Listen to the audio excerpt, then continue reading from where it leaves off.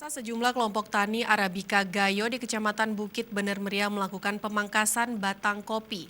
Hal ini dilakukan dalam rangka untuk meningkatkan produktivitas kopi Arabica Gayo agar hasilnya lebih maksimal dari biasanya. Kegiatan ini melibatkan sejumlah kelompok tani kopi Gayo yang ingin mempelajari teknik pemangkasan kopi.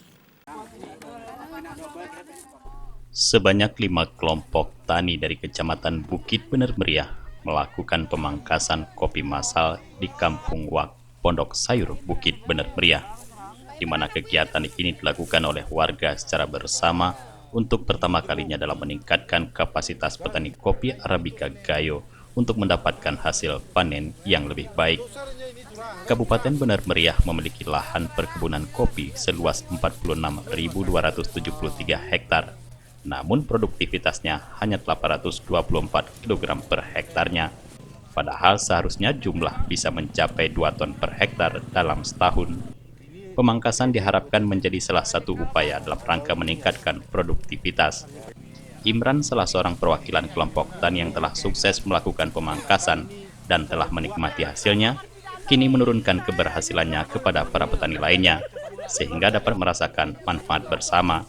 Imran mengajarkan cara pemangkasan pohon kopi yang benar agar para petani kopi setempat juga dapat menikmati manfaat dari proses pemangkasan tersebut. Cara memangkas, lihat variasi kopi, Bu. Lihat variasi kopi, kayak mana keadaannya, kita ikuti mainannya. Tidak bisa teori, harus dibuang seperti cabang. Contoh,